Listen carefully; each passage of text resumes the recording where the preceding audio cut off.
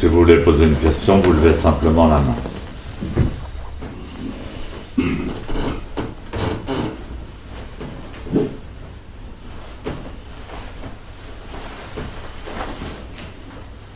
Parfois, en faisant zazen, je ressens une sensation qui est très agréable de picotement, un peu dans tout le corps, comme des petites décharges électriques. Je voudrais savoir si vous savez à quoi c'est dû. Je ne sais pas, en fait, toutes les sensations peuvent être bonnes ou mauvaises. Et même une même sensation peut vous paraître bonne ou mauvaise. Alors, l'important c'est que ça soit agréable et que ça vous détende, que ça vous relâche. En général, c'est quelque chose de peut-être qui est lié à la circulation du sang, parce que quand on est dans la position du lotus, en fait, le sang ne circule plus dans les jambes, ou très peu. Et donc il circule beaucoup plus dans la partie abdominale du corps, et dans la partie supérieure du corps est mieux irrigué, y compris le cerveau. Donc ça fait... Alors c'est peut-être que ça provoque une sensation agréable, et donc c'est bien parce que c'est une pensée positive. Quand on se sent bien, c'est une pensée, une conscience positive, ça influence également notre vie. Et Sensei disait toujours que le zazen, c'est pas une mortification, mais effectivement, quand on doit faire face à son corps et avec son corps, il y a certains moments qui sont désagréables ou douloureux. Donc quand on se sent bien, c'est super. Merci.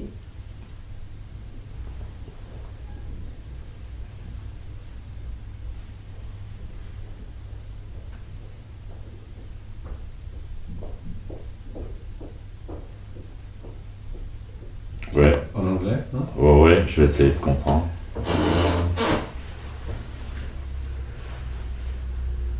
For me, it's very difficult to take control of the breathing, and there's a lot of thinking, etc. But should I force myself? Should I make some tension, just to try to Yeah, I think so. The teaching of my master. En français, mais je comprends beaucoup, mais pour m'exprimer c'est beaucoup. L'enseignement de Maître Deshimaru était bien clair sur ce point. Alors, il disait au début, il faut faire des efforts dans la posture, et en particulier dans la respiration. Moi, ça fait 48 ans que je pratique Zazen, et hier encore, je découvrais des choses sur la respiration que je n'avais pas compris avec mon corps, que j'ai pas su adapter. Et en particulier la respiration, parce que pour enseigner la respiration, c'est quasiment impossible, parce que c'est tellement subjectif, c'est très très difficile de pouvoir expliquer faites ci, faites ça. Et donc Sensei a essayé de nous expliquer la respiration abdominale. Et donc il nous a expliqué, il nous a dit, c'est le contraire de la respiration que vous pratiquez d'ordinaire. Et tout ça, ça se passe sur des décennies d'apprentissage, de réflexion, de mise en pratique. Alors, il a dit, c'est le contraire de la respiration habituelle, où normalement, sur l'inspiration, on gonfle l'abdomen, et sur l'expiration, on le rentre. Et puis, un des premiers disciples de Maître Deshimaru était un grand professeur de yoga, avec qui j'ai étudié également, Monsieur Lambert. Et une fois, il parlait de respiration, il dit, mais en fait, c'est pas du tout le contraire, c'est la même chose. En fait, on croit que c'est le contraire, mais c'est pas le contraire. Il y a bien une expansion pendant l'inspiration et une rétention pendant l'inspiration. Alors j'ai entendu ça, c'était au niveau intellectuel, puisque j'étais tout jeune, j'avais pas d'expérience. Mais maintenant, physiquement, j'apprends encore sur la respiration. Et donc effectivement, c'est très important. En fait, quand on veut faire une expiration, le plus important c'est l'inspiration. Quand on veut faire une inspiration, le plus important c'est l'expiration. Parce que c'est toujours un pas en avant dépend d'un pas en arrière. Quand vous faites un pas en avant, la jambe gauche, elle fait un pas en arrière. Après, c'est la jambe droite qui fait un pas en arrière. Donc, ils expliquent ça dans le Sandokai. Et c'est tout à fait ça. Donc, le fait de... Sur l'inspiration, il y a une expansion de la partie abdominale. Naturelle, en fait. Ce qui fait que ça détend toute la zone abdominale. Et donc c'est très important pour la suite. Et quand on expire, il n'y a pas une expansion, mais il y a une concentration. Il y a une concentration de la force sous le nombril. Et le ventre, en fait, se rentre un peu. Donc effectivement, c'est la même respiration. Mais elle est un petit peu modifiée.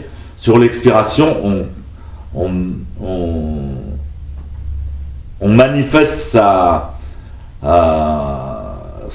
son énergie à cet endroit-là. Et donc, il y a même, pour vous faire comprendre, il y a même des moines Shaolin qui se mettent un bol sur le ventre et ils arrivent à faire le vide dans le bol. Et le bol tient tout seul.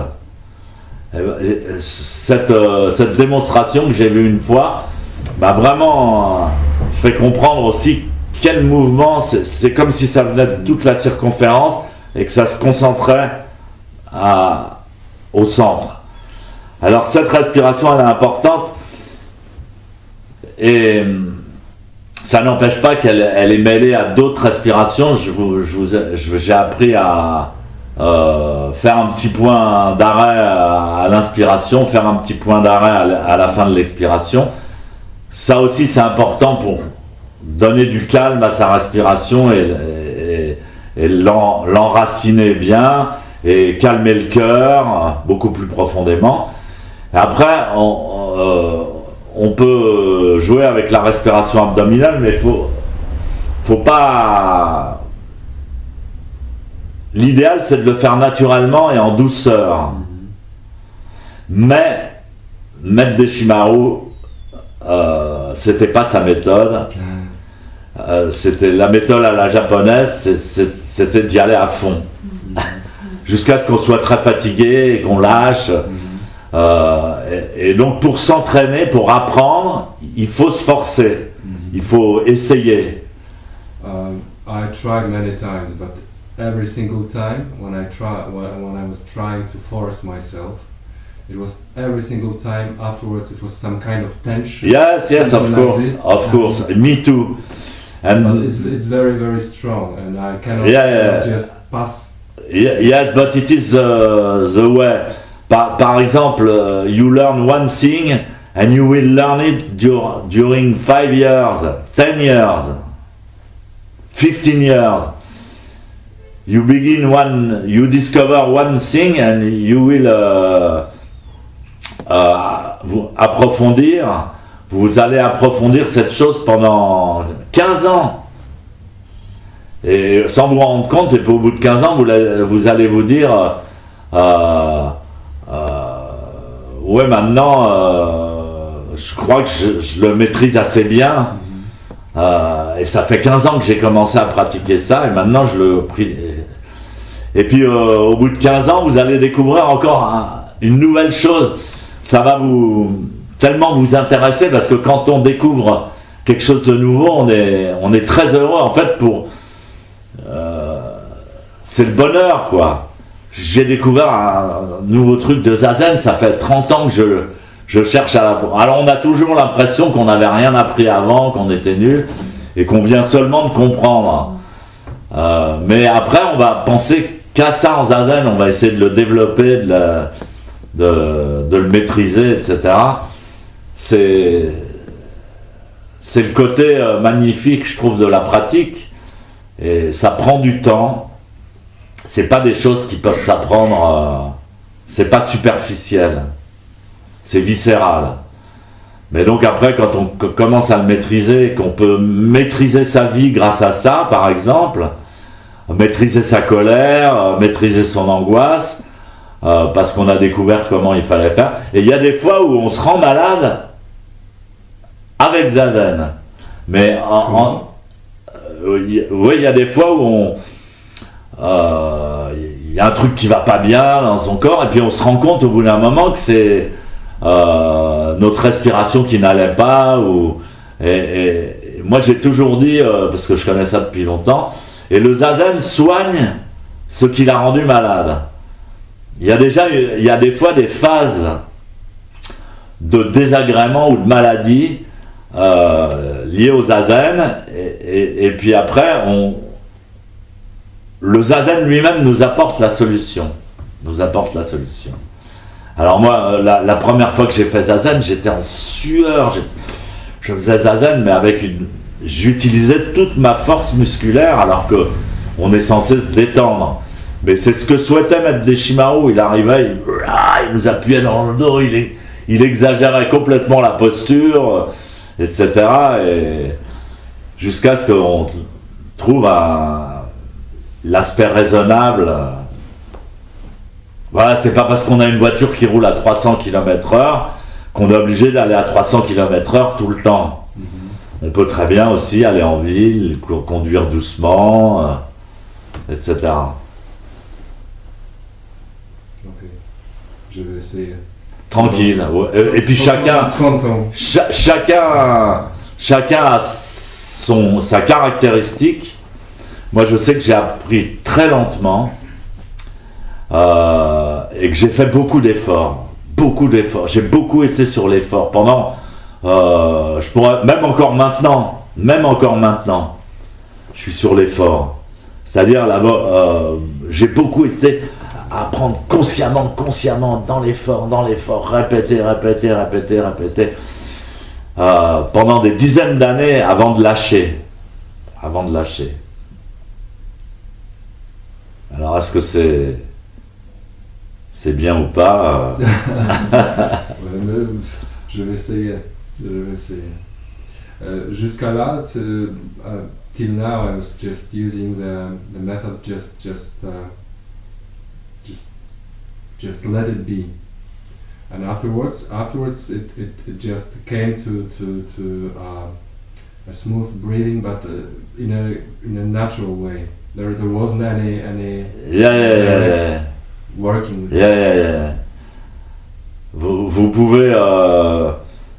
pouvez ce qui est important, c'est de laisser l'esprit conscient de la respiration et de faire une petite pause.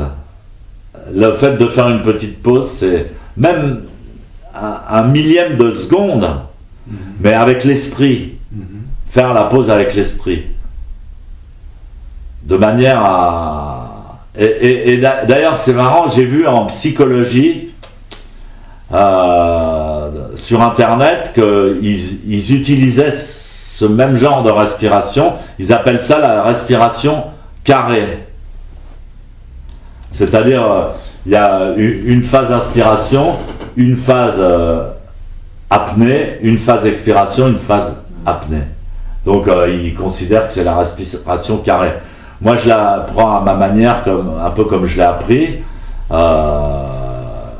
Et donc, c'est pas important, même si on reste une fraction de seconde, mais juste le temps que l'esprit... Les pauses, c'est très important dans la respiration. Et puis alors, il faut que tu aies peut-être un zafu un tout petit peu plus haut. Plus haut. Parce que tu es un petit peu trop en arrière. Faut que tu sois un petit peu plus sur les genoux. D'accord. Donc c'est juste un petit réglage. Voilà, et ça peut changer beaucoup de choses. Voilà. D'autres questions ?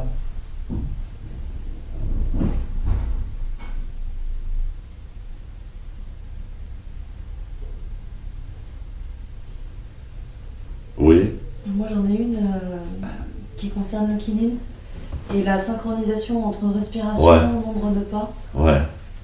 Et je crois me souvenir, on m'avait appris que en gros c'était à l'inspiration on avance Ouais. le pied, à l'expiration on transfère le poids. Et j'ai l'impression que la plupart des gens qui pratiquent depuis longtemps, ils doublent en fait systématiquement. Je suis un peu perdue. Et moi naturellement j'aurais envie de ne pas doubler, mais du coup au niveau du rythme. Moi, j'ai compris pourquoi ils doublent, parce qu'ils font pas la petite pause. Et là, en kinin, la petite pause, elle est fondamentale.